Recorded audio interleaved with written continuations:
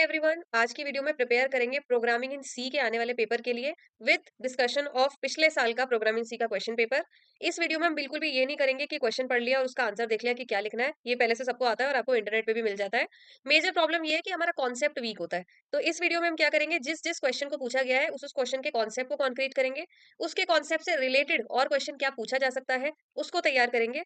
M मेरा ये है कि इस एक पेपर को डिस्कस करने के बाद आपकी मेजरली पूरे सिलेबस की तैयारी निकल के आ जाए, ताकि आप एक पेपर तैयार करो, आप पेपर में आराम से पास हो जाओ। ऐसा ना रहे कि आपको पेपर में चीजें लिखनी नहीं आती थी। तो यही इस वीडियो को बनाने का एम है कि ऐसे रिलेटेड कॉन्सेप्ट्स कि इसमें से और क्या क्वेश्चन आ सकता है, इससे और क्या पूछा जा सकता है, लॉन्ग आंसर में कैसे पूछा जा सकता है। हर कॉन्सेप्ट को ऐसे टच कर लेंगे कि पूरे सिलेबस की इसी वीडियो से तैयारी हो जाए आपकी। पेपर से एक दो दिन पहले देखना है इसको, बहुत फायदा रहेगा। फेल होने का पेपर में कोई चांस नहीं बचेगा। अच्छा, ये चीज़ सबको पता होती है कि कोई क्वेश्चन अगर आपसे यहाँ शॉर्ट नोट में पूछा गया है, तो अगली बार यानी इस साल ऐसा नहीं है कि वो शॉर्ट नोट में आ जाएगा। इस साल हो सकता है उसे लॉन्ग आंसर में दे दें, उसके साथ कोई क्वेश्चन जोड़ के दे दें। तो इस पेपर को डिस्कस करने का हमारा एम यही है इस वीडियो में, कि हम तैयारी ऐसे ही करेंगे। क्योंकि अगर क्वेश्चन देख के आंसर निकालना है तो वो तो आपको चैट जीपीटी में मिल जाएगा, उसके लिए डिस्कशन वीडियो की कोई जरूरत नहीं थी।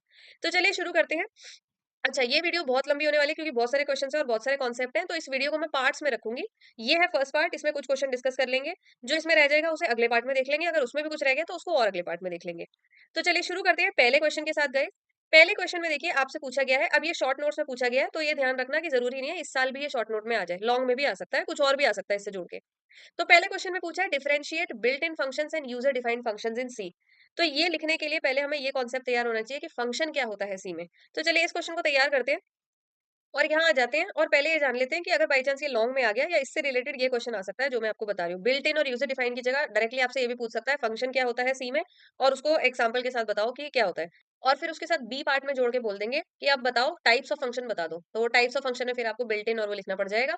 तो ये ऐसे ही क्वेश्चन घूम घूम के आते हैं पेपर में, वही सेम क्वेश्चन होते हैं, घुमा फिरा के बोलते रहते हैं। तो ठीक है, तो पहले जान लेते हैं कि फंक्शन पूछा गया अगर हमसे बिल्ट इन और यूजर डिफाइंड, तो पहले आप क्या करना, फंक्शन बता देना कि फंक्शन का मतलब क्या है। एक ब्लॉक ऑफ कोड है। ब्लॉक ऑफ कोड मतलब मेरे कोड में एक छोटा सा पार्ट होगा, जैसे आपको ये दिख रहा है, इससे शुरू हुआ है, इस पे खत्म हुआ है। एक ब्लॉक ऑफ कोड है जो किसी काम को परफॉर्म करने के लिए हम बनाते हैं।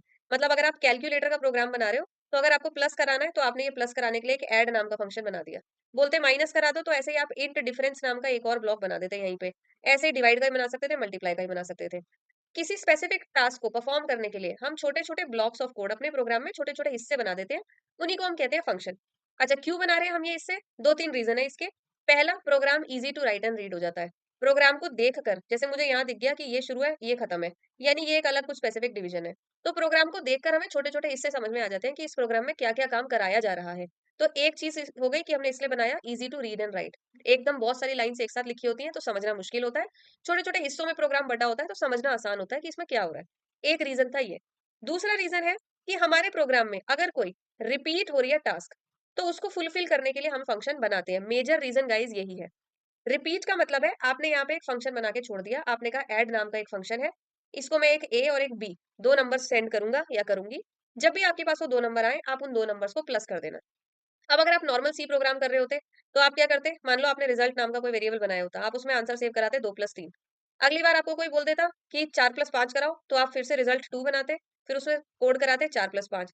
तो आप क्या करते, हर बार एक लाइन ऑफ कोड लिखते जो भी नंबर दिया होता उसको प्लस करने के लिए। लेकिन फंक्शन के केस में हमें ये सब करने की जरूरत नहीं है, हमें रेपिटेटिव टास्क अवॉइड कर देना है। हम कहते हैं हम एक जनरल इंस्ट्रक्शन आपको बता रहे हैं, एक नंबर और दो नंबर, कोई भी दो नंबर आ जाए आपके पास, आप उन दोनों नंबर्स को ऐसे प्लस करके आंसर वापस भेज देना। तो अब चाहे 2+3 आता रहे, चाहे 4 और 5 आता रहे, चाहे 10 और 12 आता रहे, आप इसको चाहे 50 नंबर्स के पेयर दे दो, यही एक ब्लॉक है जो हर नंबर को अपने आप प्लस करके दे देगा। तो कोई भी रेपिटेटिव टास्क, हमें पता है अगर मेरे प्रोग्राम में वो काम बार बार करने की जरूरत पड़ेगी, तो हम उसके लिए एक जेनेरिक फंक्शन बना के छोड़ देते हैं कि जब भी पैरामीटर्स या जब भी नंबर्स आएंगे आप इनको प्लस कर देना, कोई भी नंबर आता रहे। तो ये था मेजर रीजन फंक्शन बनाने का, यही आपको एग्जाम में लिखना है। दो पॉइंट हो गए। एक पॉइंट था किसी स्पेसिफिक टास्क को परफॉर्म करने के लिए बनाया जाता है। एक था बनाने का फायदा क्या है, easy to read and write हो जाता है प्रोग्राम। एक था रिपीट टास्क, बार बार कोड ना लिखना पड़े, इसलिए हम बनाते हैं इस फंक्शन को। चौथा पॉइंट आपको ये लिखना है फंक्शन का, कि फंक्शन सिर्फ तभी चलता है जब प्रोग्राम में उसे कॉल किया जाता है। कॉल करने का मतलब है, आपको यहाँ क्लियरली मेरे प्रोग्राम में दिख रहा होगा, ये आप पहले पढ़ भी चुके होंगे, कि हेडर फाइल एग्जीक्यूट हो रही है और उसके बाद आप देख रहे हो मेन फंक्शन यहाँ लिखा है। और हमें सी लैंग्वेज में पहले ही पढ़ा देते हैं कि प्रोग्राम कंपाइलर जो है सबसे पहले मेन फंक्शन को एग्जीक्यूट करता है। तो आपका कंपाइलर सीधा इस पूरे को छोड़कर यहाँ आके जंप करेगा और यहाँ से आपका कोड चलाना शुरू करेगा। तो जब चलाना शुरू करेगा तो ये इसको चलाता रहेगा मस्त आपके कोड को, इसको ये देखेगा भी नहीं। इसको सिर्फ तब देखेगा जब ये इस लाइन पे पहुंचेगा और बोलेगा कि भाई रिजल्ट नाम का एक वेरिएबल बना दो। बना देते हैं। और कहेगा कि एक ऐड नाम का मैंने कुछ लिखा हुआ है प्रोग्राम में कहीं, जाके उसको चला दो। अब ये देखेगा कि ऐड नाम का कहीं पे कुछ लिखा है, अब जाके इसको चलाने की कोशिश करेगा। तो ऐसे फंक्शन को जब बुलाया जाता है, इसे कहते हैं कॉल करना। जब फंक्शन को कॉल किया जाता है, सिर्फ तभी फंक्शन वर्क करता है। अगर आपने पूरे प्रोग्राम में इसे कभी कॉल नहीं किया, तो ये फंक्शन यहाँ बना का बना रह जाएगा, पर चलेगा कभी नहीं। तो ये 4 पॉइंट थे जो आपको फंक्शन के साथ लिख देने, आंसर आपका एकदम बढ़िया हो जाएगा, कोई आपके मार्क्स नहीं काट पाएगा। अगर आपको एग्जाम्पल याद रहता है, तो आप एक ऐसा छोटा सा एग्जाम्पल लिख देना। एग्जाम्पल मैंने यहाँ थोड़ा एक्सप्लेन कर भी दिया है कि एक फंक्शन बनाया था, बोला था ऐड इसका नाम है, और इसको 2 नंबर भेजा जाएंगे जहां से भी इसे बुलाया जाएगा। जब भी कोई 2 नंबर आए, आप उन दोनों को प्लस करके आंसर वापस भेज देना। प्रोग्राम चला, रिजल्ट नाम का वेरिएबल बना। हमने बोला रिजल्ट नाम के वेरिएबल में कुछ आंसर सेव कर दो। क्या आंसर सेव करना है? ऐड नाम का कुछ लिखा हुआ है, बिल्कुल लिखा हुआ है। उसको 2 नंबर दे दो, 5 और 3। 5 और 3 आ गए यहाँ पे। अब ये इसके अंदर आया, इसने देखा क्या रिटर्न करना था, 5 को 3 में प्लस करके आंसर भेजना था। तो 5 और 3 को प्लस कर देगा, 8 आंसर आया होगा, वो 8 आंसर इसको वापस भेज देगा। वही 8 आंसर आके आपके रिजल्ट नाम के वेरिएबल में सेव हो जाएगा, जो कि आपने यहाँ करने की कोशिश करी थी। बस एक फंक्शन ऐसे वर्क करता है। तो अगर आपने इतना लिख दिया, तो मुझे नहीं लगता फंक्शन के प्रोग्राम में आपका या क्वेश्चन में कोई भी आपका मार्क्स काट सकता है। अब आ जाते हैं मेजर उस पे कि हमसे आगे पूछा था टाइप्स ऑफ फंक्शन या बिल्ट इन और यूजर डिफाइन के बीच में डिफरेंस बता दो। तो अब इस पे जंप करके आ जाओ, ये पूछा हुआ था उस पेपर में। बिल्ट इन फंक्शन ऐसे फंक्शन है गाइस, जो पहले से कंपाइलर यानी प्रोग्रामिंग में बने हुए होते हैं, प्रोग्राम की लाइब्रेरी में सेव होते हैं। जैसे सी लैंग्वेज के अपने कुछ फंक्शन होते हैं, जावा के अपने होते हैं, पाइथन के अपने होते हैं। यानी आपको इनको बनाने की जरूरत नहीं होती। जैसे आपने यहाँ पे एक फंक्शन बनाया था ना, कि मैंने ऐड नाम दिया उसको, उसको बताया कि ये पैरामीटर आएंगे, उसको बताया कि उनपे ये काम करना है। ये सब आपको नहीं करना होता। ये सब पहले से स्टैंडर्ड लाइब्रेरी में होके रखा हुआ होता है। आपको सिर्फ और सिर्फ ये वाला काम करना होता है। तो बिल्ट इन फंक्शन मतलब ऐसे फंक्शंस जो स्टैंडर्ड सी लाइब्रेरी में पहले से बने रखे हैं आपके यूज के लिए। आपको उनको बनाने के लिए कोडिंग नहीं करनी, आपको डायरेक्टली जो है उनको यूज करना है। बस बशर्ते आपने उसकी सही हेडर फाइल इंक्लूड कर रखी हो। जैसे आपको पता है, हम लोग stdio.h को यूज करते हैं इनपुट आउटपुट के लिए। तो आप जितने भी इनपुट और आउटपुट के फंक्शंस यूज करते हो, ये हेडर फाइल इंक्लूड करते ही प्रोग्राम समझ जाता है कि आप कोई हेडर इनपुट या आउटपुट वाले फंक्शन चलाने वाले हो इस प्रोग्राम में। वो उन फंक्शंस को अपने आप लाइब्रेरी से रेफर कर लेता है। तो एक हो गया बिल्ट इन फंक्शंस क्या है। साथ में फीचर क्या है इनके, प्रोग्राम की कॉम्प्लेक्सिटी कम कर देता है। क्यों? क्योंकि अगर आप बार बार इतना लिखते रहोगे, हर चीज के लिए फंक्शन ही लिखते रहोगे, तो एक तो प्रोग्राम लेंदी हो जाएगा, ऊपर से कॉम्प्लेक्स और हो जाएगा। तो कुछ चीजें हैं जो प्रोग्राम में बार बार यूज होंगी। जैसे आपको पता है प्रिंट बार बार कराना पड़ेगा प्रोग्राम में, तो क्यों हम इसके लिए बार बार कोई फंक्शन लिखे हर प्रोग्राम में? तो उसने लाइब्रेरी में बना के रख दिया है कि हमने बना के रख दिया, आप यूज करो। तो एक तो प्रोग्राम की कॉम्प्लेक्सिटी कम हो जाती है, आपका कोड करने का टाइम बच जाता है, क्योंकि प्रोग्राम आपको खुद नहीं लिखना। तीसरा, हेडर फाइल चाहिए। अगर आपने हेडर फाइल नहीं इंक्लूड करी, जैसे स्ट्रिंग डॉट एच एक हेडर फाइल होती है, अगर आपने ये हेडर फाइल इंक्लूड नहीं करी, तो आप स्ट्रिंग वाले फंक्शंस अपने प्रोग्राम में नहीं चला सकते। तो जैसे ही आप स्ट्रिंग का कोई फंक्शन चलाने की कोशिश करोगे, वो बोलेगा मेरे को नहीं पता ये क्या चीज है। जब आप ये इंक्लूड करोगे, तभी समझ पाएगा कि अच्छा ऐसा कोई फंक्शन है, क्योंकि वो लाइब्रेरी से कनेक्ट नहीं कर पाता ना, उसे पता नहीं लगता कि ये आप क्या लिख रहे हो। तो हेडर फाइल इंक्लूड करनी पड़ती है। साथ में लिख देंगे कुछ एग्जांपल, जैसे print F, scan F, string length, square root. ये पहले से बने बनाए फंक्शन है, हमें इनको लिखने की कोई जरूरत नहीं है, हम सीधा चलाते हैं इन्हें। जैसे हम लिखते हैं प्रिंट एफ और सीधा यहाँ अपना मैसेज लिखना शुरू कर देते हैं। तो ये प्रिंट एफ से अपने आप समझ जाता है कि इसको स्क्रीन पे शो कराना है, हमें और कुछ नहीं करना। तो हम क्या कर रहे हैं, सिर्फ फंक्शन को कॉल कर रहे हैं। ये था built in function. User defined function जो हमें खुद बनाने पड़ते हैं, जैसे अभी हम यहाँ पर देख कर आ रखे हैं। ये एक यूजर डिफाइंड फंक्शन है। मैंने खुद ही उसका नाम दिया, खुद ही पैरामीटर्स बताए, खुद ही बताया उसमें क्या रिटर्न करना है करा के, फिर खुद ही उसको कॉल कर लिया। तो जिन फंक्शंस को यूजर खुद बनाता है, उन्हें कहा जाता है यूजर डिफाइंड फंक्शन। ये हो गया जी एक काम पूरा। इसके फीचर्स, कोड की रीडेबिलिटी और यूजेबिलिटी बढ़ जाती है। ये हमने अभी यहीं पे डिस्कस किया था कि अगर मैं ऐड, सब्ट्रैक्ट, डिवाइड, मल्टीप्लाई का कोड एक लाइन में लिखती चली जाऊं, तो प्रोग्राम इतना लंबा हो जाएगा और पढ़ना ही मुश्किल हो जाएगा। लेकिन जब आप उसे फंक्शंस में डिवाइड कर देते हैं, तो रीडेबिलिटी बढ़ जाती है, समझ पाते हैं हम कि क्या हो रहा है प्रोग्राम में, ज्यादा अच्छे से पढ़ पाते हैं। Second thing, helps in breaking large program into smaller part. वही बड़ा प्रोग्राम छोटे छोटे पार्ट्स में तोड़ दिया। तीसरा, कोई प्री डिफाइंड लाइब्रेरी जरूरी नहीं है, यही मेजर डिफरेंस है। बिल्ट इन फंक्शंस को लाइब्रेरी चाहिए होती है, क्योंकि वो सी की लाइब्रेरी से इन्हें उठा के लाएगा। प्री डिफाइंड फंक्शन नहीं है ये, आज जो आप बना रहे हो वो यूजर डिफाइंड है। तो आपने बनाया, तो आपने तो किसी लाइब्रेरी से जोड़ा नहीं है, तो आपको कोई लाइब्रेरी देने की जरूरत भी नहीं है। तो ये हो गया जी आपका पूरा फंक्शंस का क्वेश्चन तैयार। अब फंक्शन से अगर लॉन्ग आंसर भी आ जाए 10 नंबर में, तो आप ये सब लिख देना, पूरा पूरा मार्क्स आ जाएगा। ऐसा कुछ एग्जाम्पल भी बना देना यूजर डिफाइंड फंक्शन के साथ, एग्जामिनर और खुश हो जाएगा कि आपको सब कुछ आता था। तो एक क्वेश्चन, एक कॉन्सेप्ट हमारा हो गया तैयार। अच्छा, इसमें एक चीज मैं बताना भूल गई, ये भी आप पेपर में जरूर लिख देना और खुश हो जाएगा एग्जामिनर, फिर तो मार्क्स काट ही नहीं पाएगा। देखिए, जब आप किसी फंक्शन को कॉल करते हैं, तो आप उसको यहाँ से कुछ भेजते हो। जैसे आपने कहा ऐड नाम का फंक्शन चलाना, उसको 5 और 3 दे देना, उसमें काम करना है उसे। तो यहाँ पे इन चीजों को हम कहते हैं आर्ग्यूमेंट्स।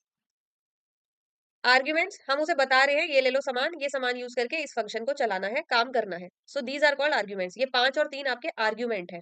अच्छा, जब ये 5 और 3 इसको भेज दिया जाता है, तो फंक्शन कहता है मैं तो अपने आप में एक अलग ब्लॉक हूँ। तो ये क्या करता है अपने खुद के वेरिएबल बनाता है। तो ये कहता है ए और बी नाम के 2 वेरिएबल मेमोरी में बना लेता हूँ। अच्छा, यहाँ से 5 आया था, 5 को उठाकर ए में सेव कर लेता है ये अपने। सेकंड नंबर पे 3 आया था, 3 को उठाकर बी में सेव कर लेता है ये। तो ये जो ए और बी इसने बनाए हैं ना, आपका भेजा हुआ सामान सेव करने के लिए, इन्हें हम कहते हैं पैरामीटर्स। कई बार शॉर्ट नोट में यही क्वेश्चन आ जाता है कि what is the difference between arguments and parameters. तो वहां पे आप ये लिख देना, आर्ग्यूमेंट्स का मतलब है वो वैल्यूज जो हम फंक्शन को कॉल करते समय भेज रहे हैं। पैरामीटर्स वो वेरिएबल्स जो फंक्शन बनाता है अपनी खुद की कॉपी, ताकि हमने जो आर्ग्यूमेंट्स भेजे हैं उनको उसमें सेव कर पाए और फिर सेव करने के बाद उन्हीं को फंक्शन के अंदर यूज कर पाए।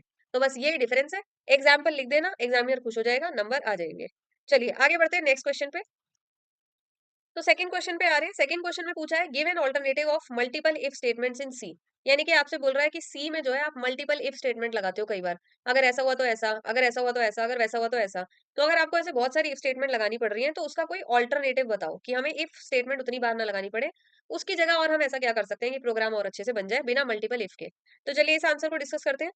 तो देखिए इसमें हम फंसते कब हैं? हम तब फंसते हैं, ये देखिए पहले इसको देख लो, इसको बाद में देखना, तब ज्यादा समझ में आएगा। पहले दिखा रखा है कि आपसे क्वेश्चन क्या पूछा है। क्वेश्चन पूछा है मल्टीपल इफ स्टेटमेंट, बहुत सारी इफ स्टेटमेंट लगानी पड़ती है क्योंकि कंडीशन बहुत ज्यादा हो गई थी। कब हो गई कंडीशन बहुत ज्यादा? हफ्ते में 7 दिन होते हैं।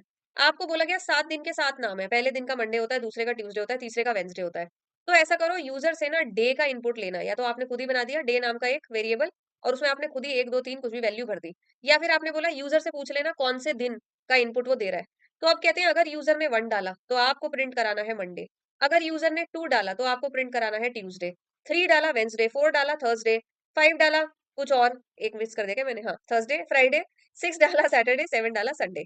तो अब क्या हो रहा है, आपको 7 इफ स्टेटमेंट लगानी पड़ रही है। यहाँ तो 7 की 7 नहीं लगी हुई है, पर आपको एग्जाम्पल के लिए यहाँ दिखा रखा है, देखो कि अगर डे 1 है तो मंडे प्रिंट करना, डे 2 है तो ट्यूसडे प्रिंट करना, डे 3 है तो वेंसडे प्रिंट करना, एंड सो ऑन। तो अब आप यहाँ कर रहे हो इफ पे इफ लगाते चले जा रहे हो। या तो आप अलग अलग इफ लगाओगे या एल्सिफ करते रहोगे। तो ये हो जाती है मल्टीपल इफ की प्रॉब्लम। अच्छा, इसको सॉल्व करने के लिए पूछा गया कि हमें मल्टीपल इफ नहीं लगाने, कुछ और बताओ। तो हमने इसका दिया है ऑल्टरनेटिव, यही पूछा था आपसे क्वेश्चन में, इसका ऑल्टरनेटिव बताओ। सो गाइस इसका ऑल्टरनेटिव होता है स्विच स्टेटमेंट। तो अब यहाँ तो आपसे शॉर्ट नोट में ऐसे पूछ लिया कि मल्टीपल या ऑल्टरनेटिव बताओ मल्टीपल इफ्स का। कई बार आपसे लॉन्ग आंसर में या डायरेक्टली भी पूछ लेता है व्हाट इज स्विच स्टेटमेंट, ये कैसे काम करती है, क्यों यूज करते हैं, इसका एग्जांपल दो, इसका कंपैरिजन करके बताओ मल्टीपल इफ से। किसी भी तरह से क्वेश्चन आ सकता है। तो आप अपना कॉन्सेप्ट कंक्रीट कर लो, कैसे भी क्वेश्चन आए आप अटेम्प्ट कर लोगे। तो देखिए स्विच स्टेटमेंट पे आ जाते हैं। स्विच स्टेटमेंट क्या करती है कुछ नहीं, कोड उतना ही लिखना पड़ रहा है आपको, बस ये थोड़ा क्या करता है आपका काम को ना थोड़ा नीट कर देता है। आप कहते हो कि जब हमें पता है कि इतनी सारी कंडीशन चेक करनी पड़ेंगी, कि 1 के लिए कुछ और प्रिंट करना है, 2 के लिए कुछ और प्रिंट करना है, 3 के लिए कुछ और प्रिंट करना है। तो मैं if else if else if else if else if क्यों लगाऊं? मान लो आपसे मंथ्स के लिए बोल दिया होता जनवरी से लेकर दिसंबर, तो आपको 12 एल्सिफ एल्सिफ एल्सिफ ऐसे एक इफ और आगे 11 एल्सिफ एल्सिफ करने पड़ जाते। तो ये कहता है ऐसे केस में जहां पे क्लियर है कि अलग अलग कंडीशन होंगी और हर कंडीशन के लिए आपको कुछ अलग आउटपुट ही देना होगा। 12 हो सकती है, 20 हो सकती है, कितनी भी हो सकती है। तो ये कहता है ऐसे केस में आप ना इसमें मत फंसो, एल्सिफ एल्सिफ एल्सिफ में मत फंसो। ऐसे में आप क्या करो, अपने प्रोग्राम को नीट रखो और एक स्विच केस लगा दो। स्विच स्विच केस का काम क्या है? ये कहता है कि हम एक वेरिएबल की वैल्यू ले लेंगे, कोई भी एक वेरिएबल रख लेंगे, जैसे आपने यहाँ पे रखा था।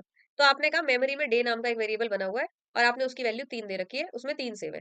अब ये क्या करेगा, ये कहेगा कि अब मैं स्विच केस हूँ, जिस भी वेरिएबल की वैल्यू आपने चेक करानी है उसको मुझे पास कर दो। जैसे हम फंक्शन को पास करते हैं, तो आपने डे नाम का वेरिएबल इसको पास कर दिया।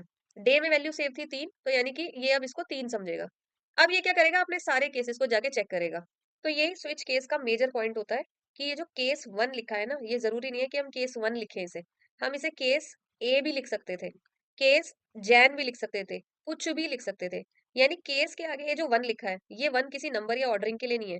ये केस हम इस हिसाब से डालते हैं जिसमें हमें पता होता है कि किस तरह की वैल्यू आने वाली है। जैसे मुझे पता है डे में 1 2 3 4 5 कुछ आने वाला है, तो मैं यहाँ लिखती हूँ अगर 1 आ जाए तो आप प्रिंट कर देना मंडे और ब्रेक कर देना, ये डालना बहुत जरूरी होता है। ब्रेक का मतलब होता है कि जैसे ही 1 आ जाए, ये सक्सेसफुल हो गई, तो ऐसे ही आप इसके अंदर आके इस कमांड को चला देना और यहीं पे प्रोग्राम ब्रेक कर देना। यानी अब इनको चेक करने की कोई जरूरत नहीं है, नहीं तो कंपाइलर का टाइम वेस्ट होगा। ऐसे ही मैं कहती हूँ अगर केस 2 यानी डे में वैल्यू 2 आ जाती, तो ये ढूंढेगा कि 2 वैल्यू कहाँ है। तो यहाँ लिखा है केस और 2 आ जाए, तो ये कहेगा सिर्फ ट्यूसडे स्क्रीन पे प्रिंट कर दो और सीधा प्रोग्राम ब्रेक कर देना। अब जैसे आपने कहा कि यहाँ डे में वैल्यू 2 आ गई, तो ये पहले देखेगा केस 1 क्या 1 वैल्यू है, नहीं, तो ये यहाँ जाएगा ही नहीं, इनको चलाएगा ही नहीं। सीधा आ जाएगा क्या ये 2 वैल्यू से मैच कर रही है, हाँ, तो इनको चलाना है और बाकियों को छोड़ देना है। तो स्विच केस जो है ऐसे काम करता है। तो अगर हमारे यहाँ पास यहाँ डे में कोई लेटर्स होते मान लीजिए, हमने यहाँ कुछ लेटर्स ले रखा होता, और ऐसे आ रहा होता कि लेटर्स में यूजर ने ए डाल दिया, बी डाल दिया, सी डाल दिया या डी डाल दिया। तो हम यहाँ ऐसे लिखते हैं case A, case B, case C, case D and so on. तो हम कहते हैं कि अगर ए आ गया है तो मंडे प्रिंट कर देना, बी आ गया है तो ट्यूसडे। यानी हमें ये बस ध्यान रखना है कि ये केस 1 2 3 ऑर्डरिंग नहीं है, जो वेरिएबल वैल्यू आएगी उसको चेक करके मैच जिससे कराना है वो हमें यहाँ लिखना होता है। अच्छा, स्विच केस में एक क्लास पैरामीटर होता है विच इज कॉल्ड डिफॉल्ट। ये तब चलता है जब हम कहते हैं कि आप जितने भी केस मैंने बता रखे हैं वो सारे चला के देख लेना। अगर किसी से भी इनपुट मैच नहीं किया तो फिर आप ऐसा करना, इनको तो चला नहीं पाओगे तो आप सीधा इसको चला देना। तो जैसे अगर यूजर मेरे डे में डाल देता 5, तो ये देखता केस 1 नहीं मैच हो रहा, 2 नहीं मैच हो रहा, 3 नहीं मैच हो रहा। अब 4 5 के लिए तो कोई केस ही नहीं है, तो ये सीधा आ जाता है डिफॉल्ट में और ये प्रिंट कर देता इनवैलिड डे या कुछ और डे, क्योंकि आपने यहाँ डिफाइन ही नहीं किया है। So this is how switch statement work. हमें ऐसे ही इसको एक्सप्लेन करना है। अगर आपको ये एग्जांपल याद रह जाए बहुत अच्छी बात है, मार्क्स गेन करने में बहुत हेल्प करती है ये चीज। तो अब हमें याद रखना है कि अगर ये पूछा गया है कि ऑल्टरनेटिव दीजिए मल्टीपल इफ का, तो हम लिखेंगे alternative for multiple if is switch statement. Switch statement क्या करता है? स्विच स्टेटमेंट एक वेरिएबल की वैल्यू चेक करता है और उस वेरिएबल से मैचिंग जो केस उसे मिल जाता है उसके अंदर लिखी हुई कमांड को चला देता है। तो 3 से मैचिंग इसे यहाँ 3 मिल गया था, तो इसके अंदर जो भी लिखा है इसे ये चला देगा। सेकेंड थिंग, क्यों हम इसे यूज कर रहे हैं? काम तो मल्टीपल इफ से भी सेम ही हो सकता था। इजी टू रीड है, क्योंकि मैं यहाँ बार बार देख रही हूँ L if day 2, else if day 3, L सिफ, ऐसे एल सिफ 12 14 20 तक पहुंच जाते हैं। यहाँ पे क्या है, आपको सीधा पता है केस चल रहा है alphabetically A B C D या 1 2 3 4। तो आपको ज्यादा आसानी होती है पढ़ने में कि कौन से केस के लिए क्या कमांड दी गई है। यानी इसके कंपैरिजन में ये थोड़ा क्लीन लगता है देखने में। Next, better program structure. Of course आपको देख के ही पता लग रहा होगा, इफ पे इफ पे इफ पे इफ लगाते रहने से अच्छा है कि एक स्टैंडर्ड स्विचेस केस डिफाइन कर दिए जाए हर चीज के। तो ये ज्यादा नीट रहता है, अच्छा स्ट्रक्चर्ड प्रोग्राम लगता है। Next is faster execution in some cases. कुछ केसेस में फास्टर एग्जीक्यूशन होता है इसका। जैसे इफ में अगर आपका क्लॉज कहीं बहुत नीचे आ रहा है, तो ये क्या करता है, आपके इफ पे इफ पे इफ पे इफ को चेक करने में ज्यादा कंपाइल टाइम इसका वेस्ट होता है। जबकि स्विच केस में स्विच देखते ही ये समझ जाता है कि जिस केस से मैच कर रहा होगा उसी पे टाइम वेस्ट करना है। मतलब वैसे बहुत ज्यादा डिफरेंस नहीं है, बट स्विच में क्या है, कंपाइलर को भी हेल्प मिल जाती है ये वर्ड देखते ही कि यानी कि इनमें से कोई एक ही केस होगा, कहीं कोई आ रहा होगा जिससे मैच कर रहा होगा। जब उससे मैच हो जाए तब मुझे वो कोड चला देना है। तो ये थोड़ा सा टाइम बचाने में भी हेल्प करता है कंपाइलर की। Next, reduces code length. Code की थोड़ी सी लेंथ ऑफ कोर्स कम हो जाती है, क्योंकि अब आप क्या कर रहे हो, एल सिफ एल सिफ एल सिफ, बार बार सेम चीज नहीं लिख रहे हो। जैसे यहाँ else if day is equals to 2, else if day is equals to 3। तो यहाँ देखेंगे तो मैं ये तीन चीज, ये तीन चार चीज तो बार बार ही लिख रही थी। Else if day is equals to, else if day is equals to. Same ही कोड में ये दो चार कीवर्ड और ये असाइनमेंट ऑपरेटर, ये कंपैरिजन ऑपरेटर सॉरी, ये तो सेम सेम बार बार ही रिपीट हो रहा था। तो ये बार बार करने की जगह हम सिर्फ अब एक ही वर्ड रिपीट कर रहे हैं, केस केस, और केस से चेंज कर लेगा। तो थोड़ी सी कोड की जो नीटनेस है और लेंथ है उस पर भी इससे फर्क पड़ता है। सो मेजर हमें डिफरेंस अगर कोई बताना है तो यही बताना है कि ये करता है ऐसे काम और ये करता है केसेस को मैच करके काम। This is how you can provide a alternative for multiple if statements. So ये था सेकंड क्वेश्चन प्रिपेयर्ड। चलिए नेक्स्ट पे आ जाते हैं। तो सी पार्ट कह रहा है, what does conversion specification percentage success means, explain with example. अब देखिए गाइस, ऐसे ही ना ये क्वेश्चन जो होता है ये शॉर्ट नोट में आपसे ऐसे पूछ लिया है। अब ये क्या करेंगे, इसी साल इसको थोड़ा घुमा के पूछ लेंगे, क्योंकि ये कॉन्सेप्ट है फॉर्मेट स्पेसिफायर्स का। तो इन्होंने इस बार ये पूछ लिया, हो सकता है इस बार आपसे पूछ लें व्हाट आर फॉर्मेट स्पेसिफायर्स, और फिर एग्जाम्पल के साथ बताओ। तो इसीलिए हम जो है ना इस वीडियो में हर क्वेश्चन के सारे कॉन्सेप्ट को ऐसे ऐसे टच कर रहे हैं, ताकि पूरे सिलेबस की जो है हमारी तैयारी हो जाए। एंड आई एम 100% श्योर जब हम इस पेपर को खत्म करेंगे आपका मैक्सिमम सिलेबस टच हो चुका होगा, आपके पेपर के लिए पूरी प्रिपरेशन हो चुकी होगी। तो चलिए सी वाले को डिस्कस कर लेते हैं कि कन्वर्जन परसेंटेज सक्सेस का क्या मतलब है, और एग्जांपल से बताइए। तो इसका कॉन्सेप्ट रिवाइज कर लेते हैं एक बार। देखिए ये कॉन्सेप्ट है फॉर्मेट स्पेसिफायर से। गाइस सी लैंग्वेज में फॉर्मेट स्पेसिफायर क्या होते हैं पहले ये जान लेते हैं। देखिए कभी भी आप जब कोई प्रिंट या स्कैन स्टेटमेंट यूज कर रहे हो, तो आप क्या करते हो, यहाँ लिखते हो कोई मैसेज और कॉमा करके यहाँ लिखते हो वेरिएबल का नाम। जैसे आप लिखते हो the value of A is, और फिर यहाँ आप ए वेरिएबल वेरिएबल दे देते हो, और फिर ए की जो भी वैल्यू होती है वो उसके सामने छप के आ जाती है, यानी स्क्रीन पे ऐसे आता है the value of A is 5। तो ये जो है ना ए, मान लीजिए इसमें 5 वैल्यू है। अब सी लैंग्वेज को क्या जरूरत पड़ती है, पता करने की कि मैं किस तरह की वैल्यू प्रिंट करने वाला हूँ या किस तरह की वैल्यू स्कैन करने वाला हूँ। इसके लिए आपको जो है फॉर्मेट स्पेसिफायर्स बताने पड़ते हैं। तो अगर पेपर में क्वेश्चन आ जाए right a short note on format specifiers, या एक पूरा 10 मार्क्स में आ जाए एक्सप्लेन करने के लिए, तो सबसे पहले आपको ये बताना है कि सी लैंग्वेज में परसेंटेज सी, परसेंटेज डी, परसेंटेज एफ और भी होते हैं, ये पूरी टेबल दी हुई है यहाँ। तो ऐसे जो है फॉर्मेट स्पेसिफायर यूज किए जाते हैं, इन्हें फॉर्मेट स्पेसिफायर्स कहते हैं। शब्द से, इससे वर्ड से समझ में आ रहा है फॉर्मेट स्पेसिफाई, यानी ऐसे चीजें जो फॉर्मेट स्पेसिफाई करती हैं कौन से टाइप का डेटा अभी इस समय यूज हो रहा है, या तो प्रिंट हो रहा है या स्कैन हो रहा है, उसका फॉर्मेट बताने के लिए इन्हें यूज किया जाता है। तो इन्हें यूज करने का फायदा क्या है, ये क्या करते हैं, आपके कंपाइलर को ये बताते हैं किस तरह का डेटा इनपुट या आउटपुट किया जा रहा है। यानी कि ये परसेंटेज सी, परसेंटेज डी, एफ स्कैन में भी यूज हो सकते हैं, और प्रिंट एफ में भी यूज हो सकते हैं। स्कैन एफ और प्रिंट एफ दोनों में ये दोनों चीजें यूज हो सकती हैं। स्कैन एफ में आप इन्हें यूज करके ये बताते हो किस तरह का डेटा हम इनपुट करा रहे हैं, प्रिंट एफ में ये बताते हो किस तरह का डेटा स्क्रीन पे प्रिंट किया जा रहा है। ठीक है, तो ये दो चीजें हम लिख देंगे कि प्रिंट एफ स्कैन एफ के साथ इन्हें यूज कर सकते हैं। 2 पॉइंट हो गए। तीसरे पॉइंट में आपको ये मेंशन कर देना है कि ये स्पेशल सिंबल्स में काउंट होते हैं। ये अगर आप कभी भी कुछ ऐसा लिख रहे हो प्रिंट एफ के अंदर, तो ये एक मैसेज नहीं है। यानी आप ये नहीं सोच सकते कि मैं ऐसे लिखूंगी स्क्रीन पे प्रिंट एफ और यहाँ लिख दूंगी परसेंटेज सी, तो स्क्रीन पे आउटपुट स्क्रीन पे जो है वो परसेंटेज सी लिख के आ जाएगा, ऐसा कभी नहीं होगा। ये स्पेशल सिंबल्स होते हैं, इनका कोई मतलब है। तो यहाँ लिखने से इन्हें एज इट इज प्रिंट नहीं करता है सी कंपाइलर स्क्रीन पे। तो ये स्पेशल सिंबल्स हैं जिनको डबल कोट्स के अंदर यूज किया जाता है। तो धोखा नहीं खाना है कि डबल कोट के अंदर लिखा है तो स्क्रीन पे मैसेज की तरह प्रिंट हो जाएगा, ताकि हम रिप्रेजेंट कर पाए कि किस किस डिफरेंट तरह का डेटा हम प्रिंट और स्कैन कर रहे हैं। वही सेम पॉइंट तीसरे वाले में। इसका साथ में आप लिख देना एक एग्जाम्पल कि प्रिंट एफ के अंदर देखिए, अब मैं इसको यहाँ एक्सप्लेन कर रही हूँ, जिन लोगों को ये कॉन्सेप्ट क्लियर नहीं है वो यहाँ देख सकते हैं। आपने कहा प्रिंट एफ यानी स्क्रीन पे कुछ प्रिंट कराना है, आउटपुट स्क्रीन पे, ठीक है, कुछ प्रिंट करा देंगे। आपने कहा एक मैसेज प्रिंट कराना है, डबल कोट्स में आपने मैसेज देना शुरू किया, आपने बोला एज और कोलन, यानी आपकी स्क्रीन पे भी ऐसे लिखा आएगा एज और कोलन। अब कोलन के आगे आपने जो ये लिखा है ना परसेंटेज डी स्लैश एन, ये तो नेक्स्ट लाइन के लिए तो सबको पता ही होगा, नई लाइन में लाने के लिए यूज होता है। ये जो परसेंटेज डी है ना, ये यहाँ पे लिख के नहीं आएगा परसेंटेज डी। ये आप बता रहे हो कि एज और कोलन लिखने के बाद यहाँ कोई इंटीजर प्रिंट कराना है, तो उस इंटीजर के लिए हम परसेंटेज डी यूज करते हैं। अब आपने कहा कि कौन सा इंटीजर प्रिंट कराना है, आपने वेरिएबल का नाम दे दिया एज, यानी एज नाम का कोई वेरिएबल मेरे प्रोग्राम में बना हुआ है, उसकी जो भी वैल्यू होगी वो इंटीजर फॉर्मेट में होगी, तो उस इंटीजर वैल्यू को आप यहाँ प्रिंट करा देना। तो बेसिक ये है फंडा फॉर्मेट स्पेसिफायर का। अच्छा, खाली इंटीजर वैल्यू ही तो स्कैन और प्रिंट नहीं होंगी, और भी वैल्यू स्कैन प्रिंट होंगी। तो इसके लिए बहुत सारे टाइप्स होते हैं, ये जो दिए हुए इनके अलावा भी हैं, पर अभी फिलहाल हमारे एग्जाम और सिलेबस के हिसाब से इतना जानना हमारे लिए काफी है। तो अगर आप कोई कैरेक्टर प्रिंट या स्कैन या प्रिंट करा रहे हो तो आप यूज कर सकते हो परसेंटेज सी। इंटीजर के लिए परसेंटेज डी। देखिए बस यही है जो याद रखना थोड़ा सा मुश्किल होता है, क्योंकि सी फॉर कैर, तो परसेंटेज सी से कैर। अगर आप कोई फ्लोट नंबर यानी 20.5, 100.1 डेसिमल प्लेसेस वाली चीजें अगर इनपुट करा रहे हो तो आपको यूज करना है परसेंटेज एफ। अगर कोई स्ट्रिंग करा रहे हो, स्ट्रिंग का मतलब है मल्टीपल कैरेक्टर्स, इसका मतलब था एक कैरेक्टर जैसे ए, इसका मतलब है बहुत सारे कैरेक्टर्स एक साथ, पूरी स्ट्रिंग, हेलो। तो अगर कोई स्ट्रिंग इनपुट करा रहे हो या आउटपुट करा रहे हो तो यूज करना है परसेंटेज एस।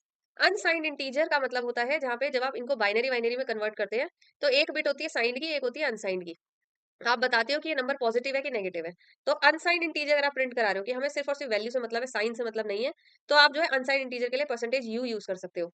कई लोग ये परसेंटेज डी की जगह सीधा परसेंटेज यू ही लिख देते हैं प्रोग्राम में, तो आपको कंफ्यूज नहीं होना इसको देख के, ये सिर्फ पॉजिटिव नंबर को दिखाने के लिए ही यूज किया गया है। तो ये हो गया अगर क्वेश्चन आ जाता है फॉर्मेट स्पेसिफायर्स एक्सप्लेन करने के लिए। अब आ जाते हैं आगे उस क्वेश्चन पे जो हमसे एक्चुअली पूछा हुआ था। हमसे ये पूछा था परसेंटेज एस और आगे यहाँ 6 लिखा हुआ था ऐसे, इसका क्या मतलब है? तो आप यहाँ इससे तो समझ गए होंगे, परसेंटेज एस का मतलब है स्ट्रिंग, हम कोई स्ट्रिंग इनपुट या आउटपुट करा रहे हैं। तो ये 6 का क्या मतलब है अब जान लेते हैं। देखिए, सी लैंग्वेज में आपको ये पता लग गया। इस पे आएंगे, इसको देखिए ध्यान से। आपने कहा मैं एक स्ट्रिंग वेरिएबल बना रही हूँ मेमोरी में, यानी मेमोरी में एक जगह रिजर्व कर लो, यहाँ पे हम एक स्ट्रिंग सेव करेंगे। स्ट्रिंग का मतलब है एक से ज्यादा कैरेक्टर्स, यानी अकेला ए या अकेला बी नहीं, काफी सारे कैरेक्टर्स एक साथ। आई होप सबको पता होगा स्ट्रिंग क्या होती है। तो आपने कहा एक स्ट्रिंग वेरिएबल बना लो और उसमें कंप्यूटर, ये मेरी स्ट्रिंग है, सेव कर लो। ठीक है, हमने कंप्यूटर सेव कर लिया। यहाँ पे गिन लीजिए इसमें कितने हैं, देखिए 1 2 3 4 5 6 7 8, और एक स्लैश जीरो भी होता है, पता होगा आपको, नल वैल्यू स्ट्रिंग टर्मिनेट बताने के लिए। तो आपको दिख रहा है कि यहाँ तो बहुत सारे हैं, 8 9 है पूरे लेटर्स इसमें, कैरेक्टर्स 8 9 आ रहे हैं। अब आप कहते हो प्रिंट एफ परसेंटेज 6s, तो ये परसेंटेज और एस से आप बता रहे हो कि मैं एक स्ट्रिंग प्रिंट करने वाली हूँ स्क्रीन पे, और ये बीच में 6 डाल के आप ये बता रहे हो कि मैक्सिमम उसकी जो लिमिट है वो 6 लेटर्स की ही होनी चाहिए। यानी यहाँ पर जो प्रिंट होके आना चाहिए स्ट्रिंग, वो 6 लेटर्स का ही प्रिंट होना चाहिए, 6 से ज्यादा एक्सीड नहीं करनी चाहिए प्रिंट में। अब आप कहते हो कौन सी स्ट्रिंग प्रिंट करनी है, एसटीआर नाम की कोई स्ट्रिंग वेरिएबल मैंने बना रखा है, उसे प्रिंट कर देना। तो अब ये जाके देखता है एसटीआर में तो आपका कंप्यूटर सेव्ड है, और कंप्यूटर में तो 6 से ज्यादा है, ऑफ कोर्स 6 से ज्यादा लेटर्स हैं। तो ये क्या करता है, इसके पहले के 6 उठा लेगा, 1 2 3 4 5 6, टी तक उठा लेगा इसको। और अब ये क्या करेगा, स्क्रीन पे आपको आउटपुट दे देगा 6 लेटर्स का। तो ये मतलब था परसेंटेज 6s का। तो था कुछ नहीं है, परसेंटेज एस का मतलब होता है स्ट्रिंग प्रिंट करानी है या स्ट्रिंग स्कैन करानी है।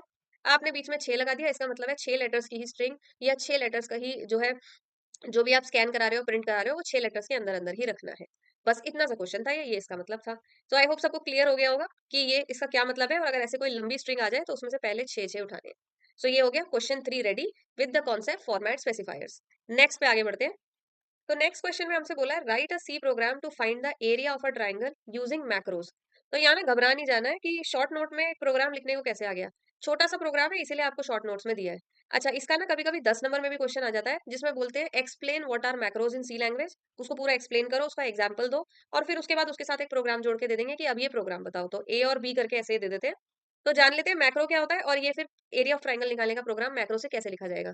सो गाइस देखिए, मैक्रो क्या है? सी लैंग्वेज में ना, अभी आप इसको मत देखो, इसको देख के नहीं डरना, अभी बाद में इसको डिस्कस करेंगे। पहले आसान भाषा में कॉन्सेप्ट को कंप्लीट करो। मैक्रो क्या है? मैक्रो ना सी प्रोग्राम में एक तरीका है कुछ चीजों को एडवांस में ऊपर ही डिफाइन कर देना। जैसे मान लो आपका प्रोग्राम इतने पार्ट में लिखा हुआ है, इस प्रोग्राम में कुछ कुछ होने वाला है। आप क्या करते हो, यहाँ पे ऊपर हेडर फाइल्स के आसपास ही थोड़ा सा ना कुछ डिफाइन करके रख देते हो कि भैया यहाँ पे प्रोग्राम में आगे जाके कुछ चीजें आएंगी जिनका नाम कुछ ऐसा होगा। जब भी आप वो नाम पढ़ो, तब मैंने यहाँ पे कुछ डिफाइन रख रखा है, आप इसको रेफर कर लेना, एक बार समझ जाना कि क्या करना है। अब एक बार यहाँ देखिए, अब आपको ये बात समझ में आएगी। आपने कहा कि ये प्रोग्राम देखो, इंट मेन तो यहाँ से शुरू हो रहा है। तो हमारा इंट मेन शुरू करने से पहले हम क्या करते हैं, हेडर फाइल से पहले अपना जो भी मैक्रो होता है उसको डिफाइन करके रख देते हैं यहाँ पे। मैक्रो की निशानी क्या है? हैश डिफाइन से हम इसे लिखते हैं। ये जैसे हम इन्हें कहते हैं ना प्री प्रोसेसर डायरेक्टिव, आपने ये वर्ड सुना होगा, ये कभी कभी शॉर्ट नोट में पूछ लेते हैं प्री प्रोसेसर डायरेक्टिव क्या होता है। तो जो भी आप यहाँ हैश के साथ डिफाइन करते हो ना, प्री प्रोसेसर से ही समझ जाया करो। प्रोग्राम पूरा प्रोसेस और कंपाइल होने से पहले ऊपर दी हुई गई डेफिनेशन कि भैया इन इन चीजों को कंसिडर कर लेना जब ये प्रोग्राम चलेगा। तो मैक्रो क्या है? एक प्री प्रोसेसर डायरेक्टिव है, जिसको हम क्यों यूज करते हैं, हम कह रहे हैं देखो आसान भाषा में यहाँ समझो कि आगे ना प्रोग्राम में एरिया नाम का कुछ आएगा। जब भी ये एरिया नाम का कुछ आए, तो इसको ना दो चीजें मिलेंगी, बी और एच, ब्रेड्थ और हाइट मान लो, जैसे किसी स्क्वायर या किसी भी चीज की। तो आगे एरिया नाम का कुछ आएगा और बी और एच करके कुछ इसको मिलेगा। तो जब भी आपको ये दिखे प्रोग्राम में, तब आप ऐसा करना, जैसे ही आपको ये दिखे, आप उस समय ये कंसिडर कर लेना कि ये चलाना है। तो आपने क्या किया, एडवांस में डिफाइन करके रख दिया। अब जब ये प्रोग्राम लाइन बाय लाइन चलेगा, ये चल गया, ये चल गया, ये चल गया, ये नहीं अभी कंफ्यूज होना, ये स्मॉल एरिया, ये कैपिटल एरिया। अब देखिए यहाँ पहुंचेगा, तो जैसे ही ये इस वर्ड को पढ़ता है, तो इसे याद आ जाता है कि मुझे पहले बताया था कि जब भी ऐसा कोई वर्ड आए एरिया, तो दो चीज आएंगी, दो चीजें आ रही हैं। एक बेस आ रखा है, ये कहेगा बी में सेव कर लेता हूँ। एक हाइट आ रखा है, ये बोलेगा एच में सेव कर लेता हूँ, बिल्कुल फंक्शंस की तरह, जैसे फंक्शन यूज करते हैं। अब आप कहते हो जब आपको ये मिल जाए और बेस और हाइट भी मिल जाए, तो आप क्या करना, ये वाले पोर्शन को कंसिडर करना और समझ जाना कि ये है जो एग्जीक्यूट करना है। यानी सिंपल भाषा में ये लाइन पढ़ते ही ये एग्जीक्यूट करना है, बस। ये बताते हो आप एडवांस में, इसी को कहते हैं मैक्रो। अब छोटा सा कॉन्सेप्ट तो समझ गए होंगे। तो अब देखते हैं कि इसका क्या काम हो रहा है यहाँ पे। तो आपको बोला था कि मैक्रो को यूज करके सी प्रोग्राम बना दो ट्राइंगल का एरिया निकालने का। तो आपको पता है कि ट्राइंगल, अब आपको ये लाइनें भी समझ में आ गई होंगी। मैक्रो, अब अगर पेपर में आ जाए right a short note on macro, तो लिख देना कि ये एक प्री प्रोसेसर डायरेक्टिव होता है। यानी प्रोग्राम पूरा प्रोसेस कंपाइल होने से पहले ऊपर ही हम एडवांस में कुछ चीजें डिफाइन कर देते हैं। क्या डिफाइन करते हैं? कोई कांस्टेंट या कोई एक्सप्रेशन, जैसे मैंने यहाँ एक एक्सप्रेशन लिख दिया था, फॉर्मूला लिख दिया था ट्राइंगल का एरिया निकालने का, कि जब भी एरिया की बात हो तो ये एक्सप्रेशन यूज करके एरिया निकाल लेना। तो मैक्रो को हम इसलिए यूज करते हैं, कोई कांस्टेंट और एक्सप्रेशन पहले ही एडवांस में डिफाइन करने के लिए। दूसरा पॉइंट और लिख देना, कैसे डिफाइन करते हैं? हैश डिफाइन नाम का जो कमांड है, ये कीवर्ड हम यूज करते हैं और इसी से हम बताते हैं कि क्या मैक्रो है और क्या यूज करना है। दो पॉइंट पूरे हो गए। बस अब आप इसको जो है मैक्रो के साथ प्रोग्राम लिख दो। तो हमें बोला था एरिया ऑफ ट्राइंगल का प्रोग्राम बता दो, तो मुझे ये पता है एरिया ऑफ ट्राइंगल का फॉर्मूला होता है half into base into height. आपको ट्राइंगल का बेस बता रखा होगा, जैसे 10, हाइट बता रखी होगी मान लो 5, और आपको फिर फॉर्मूला ऐसे निकालना होता है half into base 10 into height 5। तो आप इनको काटा पीटी करोगे, कैलकुलेशन करोगे, एरिया निकल जाएगा। अब ये हाफ जो है, ये आपको पता है कि हम हाफ ऐसे एक बटा तो लिख नहीं पाते हैं, तो हम 0.5 लिख देते हैं उसको। तो यानी कि मैंने इसी फॉर्मूला को समझ लिया, 0.5 इंटू बेस इंटू हाइट, बस यही आगे यूज होने वाला है। तो अब देखिए, जब मेरा प्रोग्राम चालू हुआ, तो मेरे प्रोग्राम में मैंने पहले अपनी हेडर फाइल लगा ली। उसके बाद मैंने एक मैक्रो डिफाइन कर दिया, हैश डिफाइन, और बोला कि जब भी एरिया नाम का वर्ड आए, तो साथ में दो चीजें आएंगी। जो दो चीजें आए उनको बी और एच नाम के वेरिएबल में सेव कर लेना। तो ये क्या करेगा, इसको पढ़ते ही बी और एच नाम के दो वेरिएबल मेमोरी में बना के तैयार कर लेगा, और बोलेगा जब एरिया वर्ड सुनाई दे या दिखाई दे, उसी समय इसको चला लेना है। ठीक है, क्या चलाना है? जब ऐसा कुछ आ जाए तो ये एक्सप्रेशन एग्जीक्यूट कर लेना। बिल्कुल ठीक है, यही हमारा फॉर्मूला है। Half into base into height, half को 0.5 लिख लिया, सेम ही है। अब हम अपने प्रोग्राम में आए, आपने बोला बेस की वैल्यू है 10, हाइट की वैल्यू है 5, फ्लोट ले रखा है, इंट भी ले सकते थे, कोई प्रॉब्लम नहीं है, पॉइंट में आंसर आ सकता है, इसलिए हमने फ्लोट ले लिया, आप इंट भी ले सकते हो। ठीक है, तो बेस की हाइट हो गई 10, हाइट हो गई 5। अब आपने कहा एक फ्लोट एरिया, एरिया नाम का एक नया वेरिएबल और बना लो। बना लिया एरिया नाम का वेरिएबल। अब आप क्या कहते हो, इसमें कंफ्यूज मत होना, ये कैपिटल एरिया है, मैक्रो है, स्मॉल एरिया मेरा वेरिएबल है। अब आप कहते हो जो एरिया नाम का वेरिएबल आपने बनाया है, यानी कि ये, इसमें क्या सेव करें? कैपिटल एरिया, इस नाम की कोई मैक्रो बनी हुई है, जाके देखो बनी हुई है। उसको क्या करो, बेस और हाइट की वैल्यू भेज दो। बेस की वैल्यू है 10, हाइट की वैल्यू है 5, भेज दो। तो जैसे ही बेस भेजा गया, तो बी में आके सेव हो गया 10। अगला हाइट 5 भेजा गया, तो ऐसे ही एच में आके सेव हो गया 5। तो ये जो वेरिएबल बने हुए थे ना बी और एच, यहाँ पे 10 और 5 ये वैल्यू आके सेव हो गई। ठीक है, अब आपने कहा जैसे अब हमने पहले बता रखा था कि जब ये वर्ड सुनाई दे जाए, तो ये एक्सप्रेशन एग्जीक्यूट कर देना। तो जैसे ही ये वेरिएबल सेव हुए होंगे, इसने ये एक्सप्रेशन एग्जीक्यूट कर दिया होगा। 0.5 यहाँ लिख रही हूँ मैं, इंटू बेस है 10 इंटू हाइट है 5। बस इसको एग्जीक्यूट करके इसने कोई आंसर निकाल लिया होगा। जैसे ही आंसर आया होगा उसको लाके इसने वापस यहाँ फेंक दिया होगा इस स्मॉल एरिया पे, यानी यहाँ पर आके इसका आंसर जो है सेव हो गया होगा, वो है 25। बस अब आपने आगे उसको प्रिंट करा लिया, एरिया ऑफ ट्राइंगल, और एरिया में जो एरिया सेव हुआ है आके उसको यहाँ प्रिंट करा दो। ये हम पिछले स्लाइड में पिछले क्वेश्चन में पढ़ चुके हैं क्यों यूज होता है, क्योंकि फ्लोट वैल्यू दिखानी है मुझे, रिटर्न जीरो आप लिख देते हैं मेन के साथ। तो ये था आपका पूरा प्रोग्राम। अच्छा, अब पिछले क्वेश्चन का रेफरेंस लेके मैं यहाँ याद दिला रही हूँ, यहाँ परसेंटेज एफ लिखा है, इसीलिए इसका आंसर 25.000 ऐसे आ रहा है। अगर आपने यहाँ परसेंटेज डी लिखा होता तो आंसर सीधा से प्रिंट हो रखा होता 25, डेसिमल वेसिमल कुछ नहीं आ रहा होता यहाँ पे। तो ऐसे फॉर्मेट स्पेसिफायर्स के साथ हम खेलते हैं, जिस फॉर्मेट में हमें आंसर चाहिए होता है उसके लिए। तो ये हो गया जी आपका क्वेश्चन 4 बिल्कुल रेडी। तो आई होप यहाँ तक लोगों को 4 क्वेश्चन बहुत अच्छे समझ में आए हैं, और 4 उन क्वेश्चनों के साथ आपने जो कॉन्सेप्ट कर लिया उस हिसाब से आपने कम से कम 8-10 क्वेश्चन तैयार कर लिए हैं अपने। गाइस क्योंकि वीडियो बहुत ज्यादा लंबा होता जा रहा है और पेपर बहुत बड़ा है और हम हर कॉन्सेप्ट को खोल खोल के पढ़ रहे हैं, तो अभी मैं 4 क्वेश्चन को यहीं छोड़ रही हूँ। फिफ्थ क्वेश्चन ऑनवर्ड्स कराऊंगी नेक्स्ट में, क्योंकि ये पार्ट 1 है इस वीडियो का। पार्ट 2 में कैरी ऑन करेंगे सेम इसी पेपर के 5th क्वेश्चन से आगे के क्वेश्चंस। तो स्टे ट्यून, चैनल से ट्यून रहना, इसी वीडियो के तुरंत ही बाद I will upload the next part जिसमें हम आगे के क्वेश्चंस को करेंगे।